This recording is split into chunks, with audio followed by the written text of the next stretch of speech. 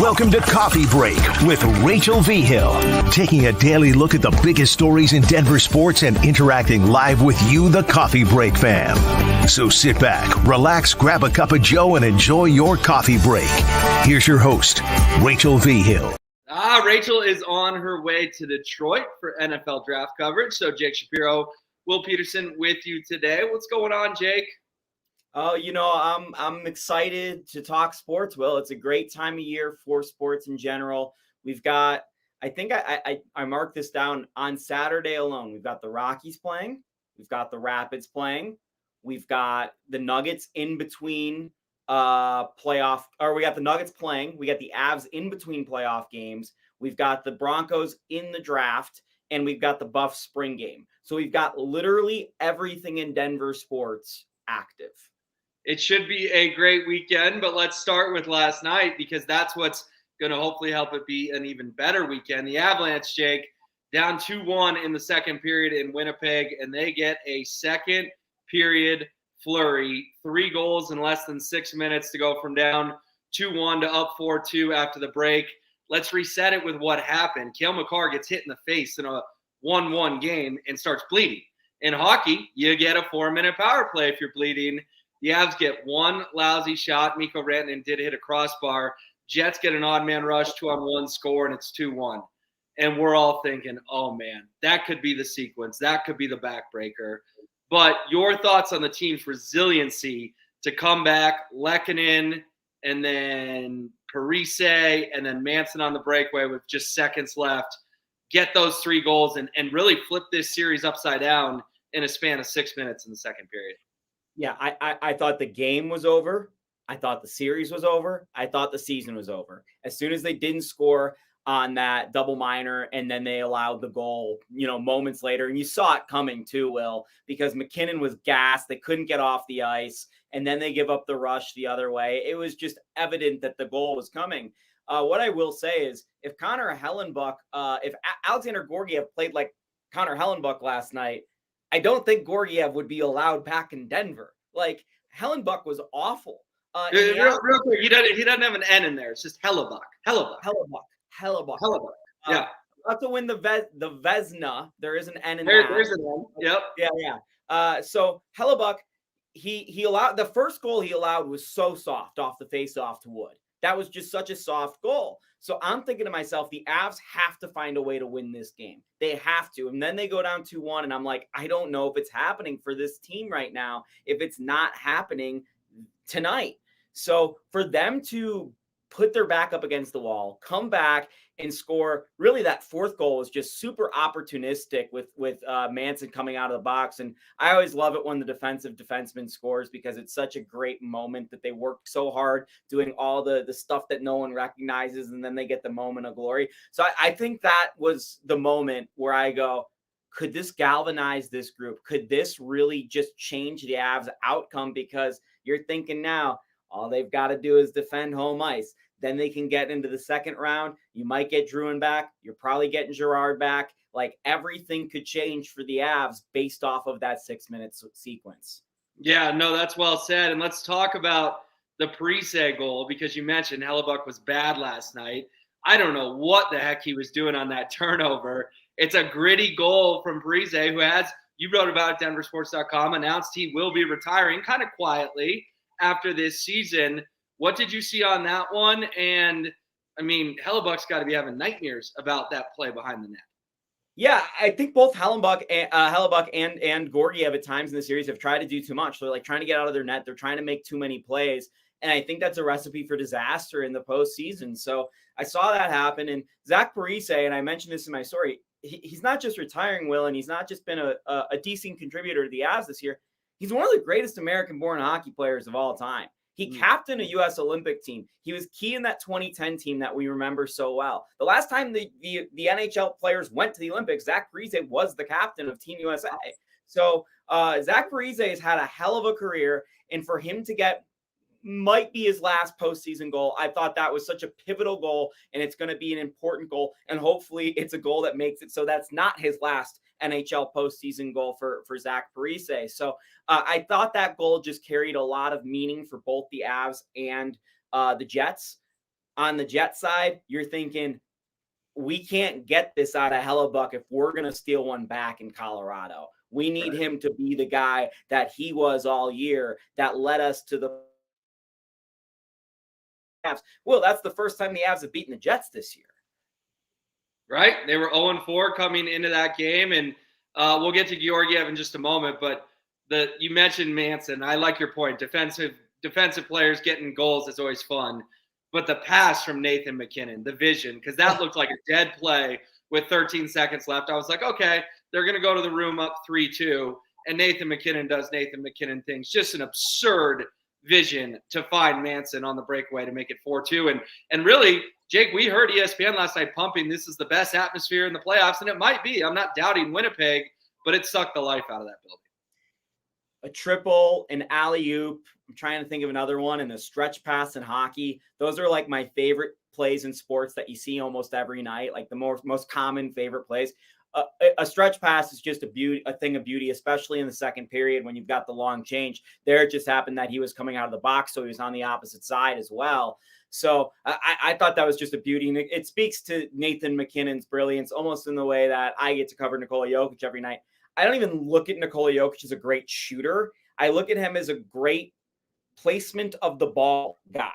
Like Nathan MacKinnon just has supreme control of where the puck is going to go, whether that's in a shot or in a pass. And it was demonstrated on that pass to Manson, which just opened up the game up. And I thought that was the backbreaker, because you score a goal within a minute of a period ending or starting. It's just an absolutely backbreaking goal to come in or out of a locker room to that. So I thought that fourth goal was maybe the biggest goal for the Avs so far this postseason. And Will, you mentioned, what do the Avs do moving forward? I see Mike in the comments is talking about Georgiev. Should he still get benched? I have no idea what to do with the Avs moving forward, because you wrote it yesterday. Justus Annunen needs to play. Georgiev can't play another game. If Annunen's healthy, Georgiev shouldn't play another game. Well, we're coming back to Denver. One would assume Annunen is going to get healthy at some point here. Can Georgiev play again? Well, it's interesting you bring that up, because I'm not going to eat a live crow on coffee break, but I will symbolically eat a little piece of crow, because there was a lot of people dancing in my mentions last night. And I get it. I was hard on the guy, and he had a great game, particularly in that third period, Jake. He did make 3, 4, 5 really good saves to make sure Winnipeg couldn't get it to 4-3. But here's the thing. People shouldn't take victory laps after one good game when our expectation is the Stanley Cup. He got one win. It was an awesome win. I will give him that. But they have 15 more to go to reach their goal. And what's Georgiev like? It's like riding a roller coaster, man. You never know what you're going to get. So while, again, I will eat a small slice of crow today and give him his flowers. He was awesome last night. Again, particularly in the last 20 minutes. I'm not willing to say, oh my gosh, he's totally redeemed. I was completely wrong. Georgiev's Patrick Waugh. The Avs are winning the cup. We don't know any of that yet. He was really good last night. And to answer your question, I think now he's earned the right to start game 3. Even if Juice is healthy, I think he's probably earned the right to go out there in game 3, because it would just be a weird message to your team of, hey, that guy was really good in game 2, but because the backup got healthy, we're going to make a switch. If Jared Bednar is going to show this much confidence in Georgiev, I think he has to stay the course with him now. Again, do I agree with the strategy? Maybe not, but Bednar's a game-to-game type guy, and I think it would be a weird message to the room to make a switch. What do you think? Yeah, I thought that save on Kyle Connor right before the tying goal was the biggest save of the night, and perhaps was the catalyst, because it was finally the first save we've seen out of Georgie in these playoffs where it's like he stepped out of his body, he picked somebody up, he made a play, and then the Avs scored right after. And I thought that was really meaningful. In terms of moving forward, last night was the second time in a month of Georgie playing that the Avs had allowed less than 4 goals, which is why we keep calling him Georgiev. Right. So last night was the outlier. He can make it more of not the outlier, the standard, if he does it again. I think you probably have to give him another chance, especially with Annunen not even really practicing with the team the last couple of days. So I think you're riding it out, and you've got Georgie on a real short leash in game 3, and you're just hoping for the best. But I will say, based off the 4-goal thing I just mentioned, the Avs only scored 4 last night and then got the 5th on the empty netter. I still am not that confident that the Avs are going to win games if they're only scoring 4 goals. Oof, that is a tough proposition. That's a lot to put on the offense, but I totally see your point. They're going to have to win high-scoring games unless, for whatever reason, last night was the slump buster. Sometimes we see it in baseball. Guy hits a grand slam, and then he hits 350 for the next month. We'll see. I don't know. I'm not predicting that, but maybe it is the corner that was turned. All right, let's get to the Nuggets. Should the Nuggets be bringing their brooms to L.A., Jake? I know you called this Nuggets in 4 before the series. It's been a little dicey to get there.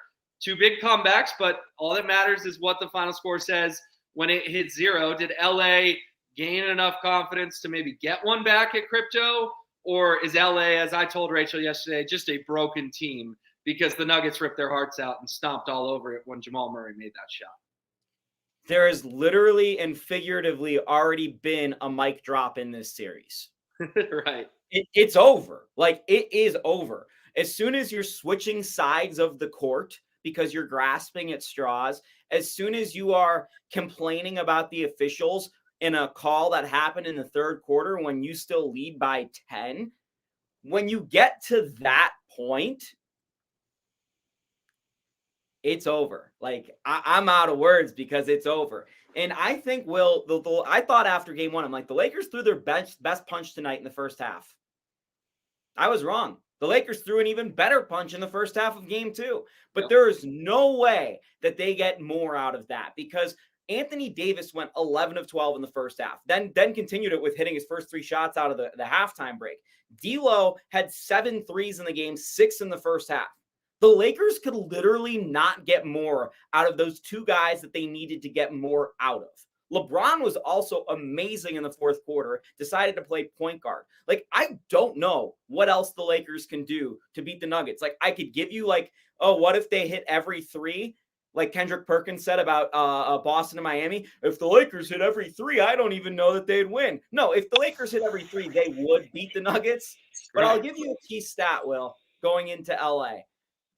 In games in which KCP hits 2 or more threes for his playoff teams, the last 19 games KCP's played in, his teams are 16-3. KCP and the rest of the Nuggets, not named MPJ and Nikola Jokic, did not hit a 3 in that game 2. The Denver Nuggets simply need to shoot better in game 3 from the outside and get more from guys named anything but their big 3, including Jamal, by the way, said for the fourth quarter. So I do think the Denver Nuggets need to play a little bit better. I'm starting to develop some concerns about the Nuggets just outside shooting based off the first 2 games, like moving forward. But in terms of this series, I mean, this series is over. It's over. I think teams all time in best of 7s when they're up 2-0 and when they won their home games are like 206-18 all time. This is over. Yeah, seeing the Lakers beat the Nuggets 4 out of 5 times, particularly after the way game 2 ended. And you mentioned it. Anthony Davis, temper tantrum, mic drop. LeBron James, profanity lace tirade. And Darvin Ham blaming the officials. And on TNT, Charles Barkley absolutely eviscerated Darvin Ham for blaming the officials when his team blew a 20-point lead. And most importantly, Jake, they were whining about a call in the third quarter that didn't go their way after a challenge. And that's the reason they lost. I love it. The Lakers are getting absolutely clowned on by everyone because they look like incredibly sore losers. And that's what they were after game 2. They had no respect. I'm with you. I think pack the brooms to LA this weekend. One more Nuggets question for you before we get to the Broncos. Are we still underappreciating Jokic? Because what he did on, what night was that? Monday? My nights are all blurred together. Was so absurd. And Jamal gets all the headlines, and rightfully so, because Jamal made an iconic shot. But it still feels like we're underappreciating a 27, 20, and 10 triple-double. Yeah, I wrote this in my story, Will, about Nikola Jokic. This is the exact line. Jokic answered Davis by recording the 4th 27-point, 20-rebound, and 10-assist NBA playoff game. He joined Nikola Jokic, and Nikola Jokic. That's great. Like, he might be the greatest basketball player of all time. I mean, the accolades aren't there yet. Like, he's got it. But what we're watching, he is the most dominant, most sure-handed. Like when the ball's in his hand, you know a good thing is going to happen. The Nuggets simply do not waste possessions in the fourth quarter and larger in the second half normally. When Nikola Jokic is on the floor, amazing things happen. His defense was good enough in the game. And by the way, he's a good enough teammate to know, hey, I don't got it against AD tonight. Put AG on AD. Let me go guard Rui. Like I'm not going to be the guy that's like, if it's going to happen, it's going to happen because of me. Nikola is so good, so team-oriented. He might have the best mentality for one of these great hoopers of all times as well. Just everything he does is so impressive. We don't talk about it enough. It's going to be gone in a flash here in the next 10 years. And we're going to look back on it going, did we really see that? And I'm telling you, man, it's unbelievable. Anthony Davis, if Anthony Davis was playing 10 years before right now, he'd be looked at like Kareem Abdul-Jabbar. We'd be going, oh my God, what is this guy? This guy's a unicorn. Anthony Davis right now playing is nothing more than Nikola Jokic's little brother. Like, it's unbelievable what he's doing to two of the greatest.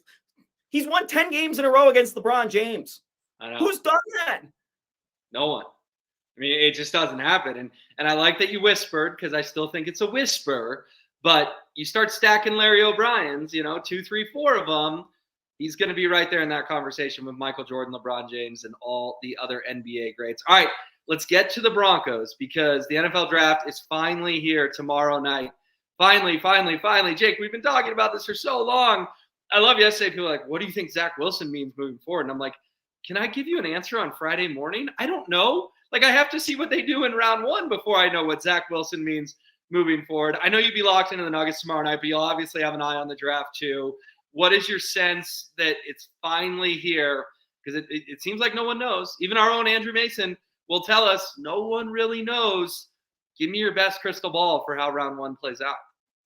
Crystal ball is, I think the draft for the Denver Broncos is going to be decided with the 3rd and 4th pick. Whatever happens there is really going to set up the rest of what the Broncos do. If it's quarterback heavy at the top, I think the Broncos are probably going to end up trading back. Maybe they'll send their pick to Jacksonville, who will take Brian Thomas. And we're talking about them maybe drafting Bo Nix late in the 1st round or in the 2nd round, and then adding some additional pieces.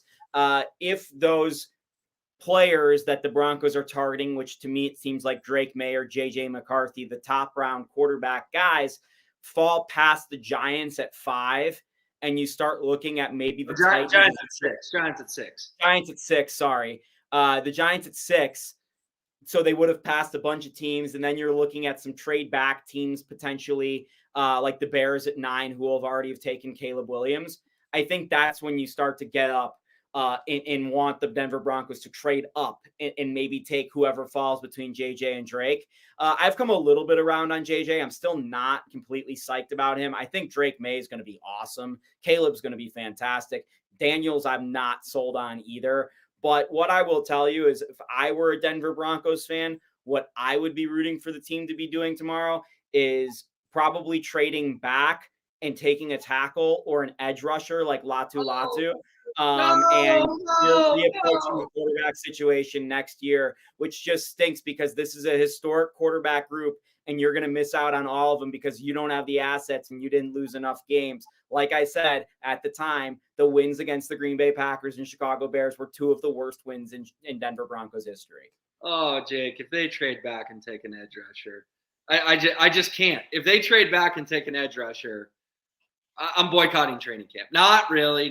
It's my job. But I will be tempted to boycott training camp. I mean, come on, man. It's got to be a QB. It's got to be one of the big 6. I feel like I wrote about that in January. You have to take one of the big 6. You got to go to bed Thursday night with one of the big 6 QBs in the NFL draft.